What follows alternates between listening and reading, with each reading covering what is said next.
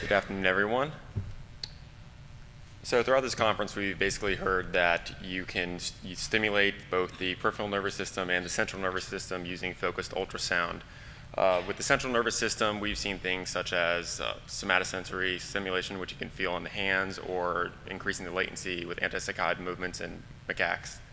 But the primary research that's been done with peripheral nerve stimulation has been with ex vivo nerves and measuring the compound action potentials on that nerve. And as our end goal with all of our techniques is to actually treat diseases in clinic, we don't know if this actually works in vivo in order to start treating peripheral neuropathy and other diseases. So we really need to show that we can use focused ultrasound to stimulate these nerves in vivo. And so that is exactly our hypothesis, that we can use non-invasive focused ultrasound to stimulate peripheral nerves and elicit physiological responses in vivo, not just measuring what the action potential is on a specific nerve. So my two objectives are to identify the parameters that you are able to elicit these physiological responses. For us, it's going to be muscle activation in the leg. And second, determine if, with the parameters that we found to work, are they safe? Can we keep moving forward and using this in future experiments? So we use two transducers. The first one is for stimulation, 3.57 megahertz single element, small focal area of 3.68 by 0.45. We want to try to get it on the same range as the nerve that we're stimulating, which is the sciatic. Which you can see there, it's kind of homemade positioning system in which the laser actually points to the focus area on top of the skin, and you move it in the Z height so you know you're at the focal location. How do you know where you're X and Y? We use imaging transducer 18.5 megahertz and 28 element linear array. You know where the bone is from the shadows, and you can find out where the sciatic nerve is. There's also an artery that runs right by there. You can also use Doppler to figure out where you're targeting. And our target is the sciatic nerve as it innervates the leg muscle specifically. We wanted to have a direct effect on the muscle activity. And that nerve branches off into perineal, tibial, and femoral nerves throughout the leg. So initially we wanted to look at a slew of parameters, while there was a bunch in literature. We want to cover all the bases. So pressures range from 1 to 60 megapascals, which I'll get more on that later. Massive range for duty cycle as well. Pulse duration, between 4 milliseconds up to 1 full second. And we recorded EMG activity from the tibialis anterior muscle and lower on down to the leg. So the X shows about on the cartoon where the sciatic nerve that we're stimulating.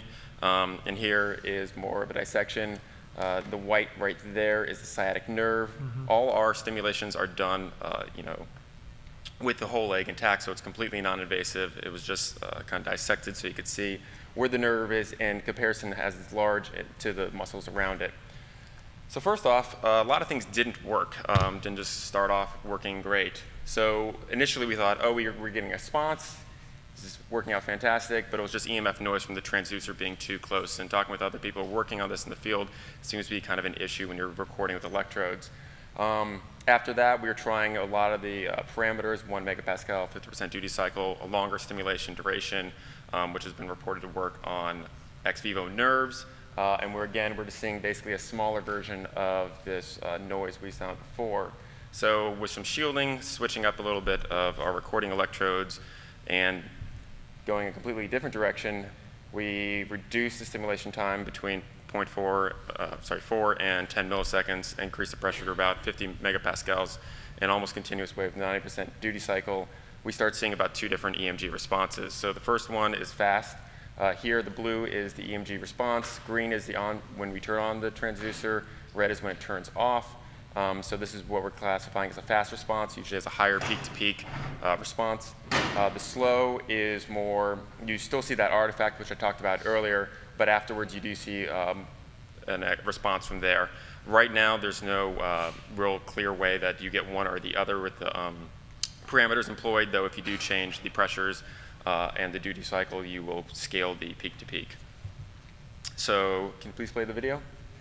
It's going to be a very small motion in the foot, and this is the way we also verified that we got muscle activation outside of just doing the EMG, and it was important to also be able to visualize that we are getting this muscle activation for the safety experiments, as we did not want to be sticking in the electrodes into the leg and getting potentially false positives for damage.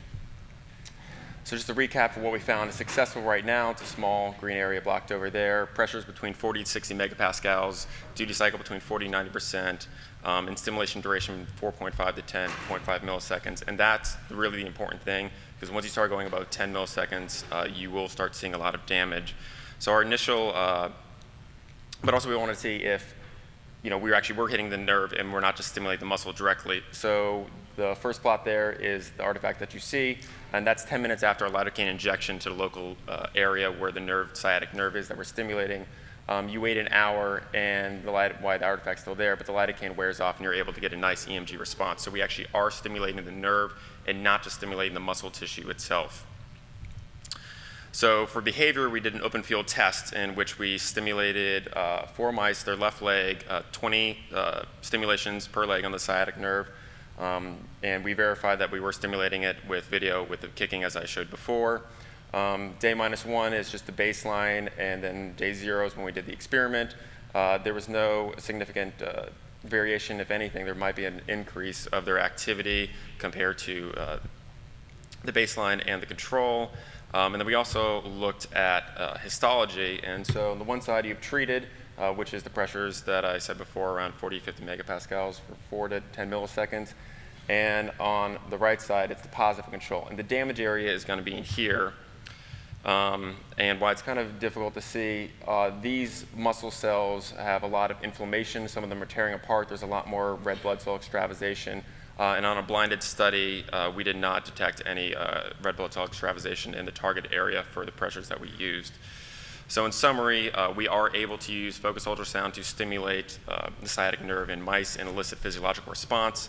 But we did stimulate the nerve and not just the local muscle tissue, and so far the parameters have been shown to be safe. And our continuing work is we want to be able to monitor this with B mode and elastography, so we know that the focal spot is exactly on the nerve. So I'd like to thank our funding, assistants, and my lab, and thank you for your attention.